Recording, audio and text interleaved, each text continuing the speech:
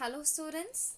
Yes, so in my previous video I had explained on what is the significance of the capital budgeting, what does it talk about, and what's the importance, why a firm need to consider the factors of capital budgeting, how the capital budgeting plays a vital role in an organization, that is right from the procurement or ascertainment of the capital funds and how it has been utilized in the organization. It all again depends upon the core operation of your organization, and I've told you very clearly, whenever a financial manager or a financial planner, he is making up with a plan with respect to management of finance, always he has to determine two aspects, two main factors. Factor one is the nature of the business, I mean to say the type of the business, whether the manufacturing sector or the firm is into service, right? So it all matters again, because here the working capital management, it plays a vital role in terms of you know the manufacturing concern. That's the reason why determining the nature of the business, it matters a lot, right? Then the second one is the size of capital. Now what is size of capital? Size of capital is nothing but the capital. See, as I said, bigger business requires bigger capital. Bigger the capital, bigger the risk, and it is vice versa when it with respect to the smaller business. Fine. So how this capital budgeting is going to act as a barometer? See, capital budgeting is something where it is going to help for the organization in order to procure the funds systematically, so that after acquiring, the acquired funds can be invested in form of a capital, right, based upon the company's will, based upon the company's plan, whether they have to go for the expansion or diversification, any kind of modification, or there should be a replacement of fixed assets to be made in the organization, right? So in my last video we have understood what is capital budgeting is all about, what's the significance or importance of having the capital optimal capital budgeting, where it is something which is going to have a kind of a long term effects on the profitability in terms of the financial growth, volume of sales, isn't it? And proper utilization of funds of the shareholders, the investors who have invested, the proper utilization of those funds acquired should be made in an optimal way, isn't it? And there's of course a consideration of a national importance, which states that the decisions with respect to this are taken by the individual firms, right? That is in the benefit of the individual and the nation, right? And it provides the employment, economic activities, and the growth of the nation as well, right? So in this video now I'll explain on the different factors that which influences the factor of a capital budgeting. Now you have understood what is capital budgeting, what is the need, what is the phenomenal role of this particular capital budgeting in organization. Now we shall understand, as a financial planner or as a financial manager, when he is forming a capital budgeting, what are the certain factors that he needs to keep in his mind. All right, so the first point what you have is availability of funds. Now what does availability of funds talk about? See, like the funds are available for the organization. See, I've told you there are multiple sources from which you can raise in your the capital. Out of those, the company has to the company will have the option to choose the optimal sources in order to raise the capital. So you can have the sources in form of equity, in form of debentures, right? But when you are going to raise the funds in form of debt, that is debentures, you're always you will have to bear the external risk. I mean to say, here some things like equity, where the actual owners of the organization, yes, right. Debentures is something, it states about the outsiders fund. So a level of, that is the degree of risk is literally high, because you are liable to pay the fixed rate of interest to the debenture holders, right? Then you can raise in the funds in form of preference shares, the term loans. Term loans can be short, medium, or it can be in form of a long term as well. Again, it all depends upon the company's requirement.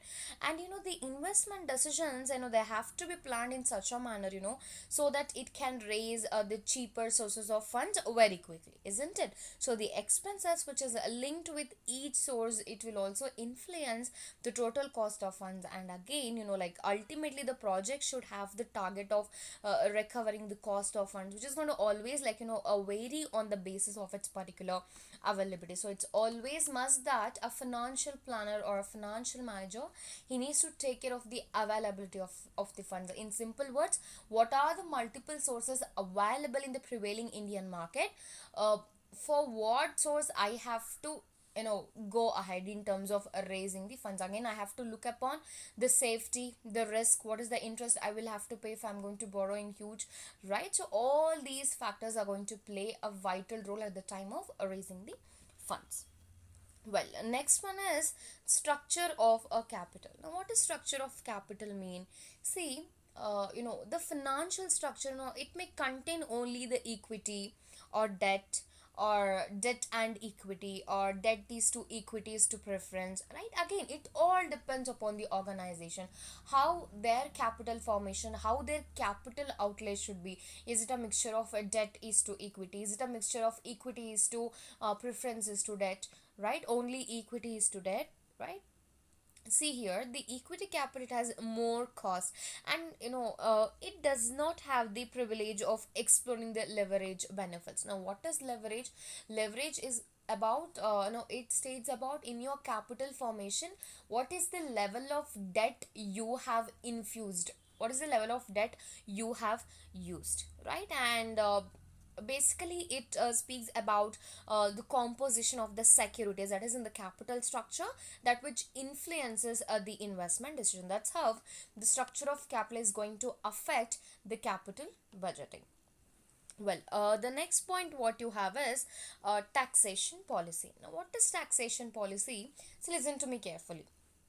See, if the company it prefers to enjoy the benefit of tax, it has to choose the investment proposals very carefully, very judiciously, isn't it? So investment which is made in the in the tourist areas will have like more benefits, and it helps the firm to recover the investments quickly, right? So financial manager, what he has to do, he has to consider the taxation policy, so that at the time of taking the decision, in terms of making the capital budgeting decision, it would be helpful. So always he must make sure that what is the areas which is of thirst areas that is going to yield more benefits, and it is going to aid the firm to recover the investments quickly. That's how the taxation policy should be taken care by the financial the manager, right? The next step what you have is government policy. Now, what does government policy talk about? See, policy is nothing but the guidelines, a set of principles that which is attached that which is attached with the companies at the time of carrying out their business. They need to consider all these set of like principles, guidelines, everything, right? So here, what does government policy talk about? Listen to me carefully. See, there are certain policies like you have industrial policies, you have foreign policies, that which is regarding various kinds of convenience of the term loan, or any kind of documentation, or security, like margin money or prime lending rate. You have general state of the economy, especially the money supply, right? These factors, whatever I mentioned it now, these list of factors, they will have the direct impact on the flow of the funds or any kind of lending policies. And what, a business firm which seeks the financial assistance from these institutions, carefully, it analyzes the influences, right, of each one, and make the appropriate decisions for the investments. That's how this particular like a government policy is going to aid for an organization. And it is very important to consider all these policies which is being given by the government, right? So the next step what you have is immediate need of the project. Now, what does immediate need of the project talk about? See, need of the project is another important factor under this particular capital budgeting. See, that is going to directly influence the investment decision, and some of the decisions of the investment, it may not yield the immediate returns. I have told you, investment is something today I am going to make the basic concept I meant just intervening. See, investment is something today I am going to invest, but the income I'm going to get in the future, which is nothing but deferred consumption. In the same way, under capital budgeting also we have something called as immediate need of a project. Basically, some of the decisions of made on the investment, it won't yield the immediate results, instant results. So what the financial manager has to do, he has to take in charge of the finance portfolios, that he has to take proper care in terms of analyzing the needs for the investment proposals. What is the kind of business I'm dealing with, what is my the size of my organization in terms of capital, what are my weakness, what are my strengths. Fine, he has to take care of all those things. Is he financially sound? That is very important, because we are talking about the investments, we are talking about the capital budgeting. So in terms of finance being a very sound or efficient is a really very very important in order to fulfill the needs of the project.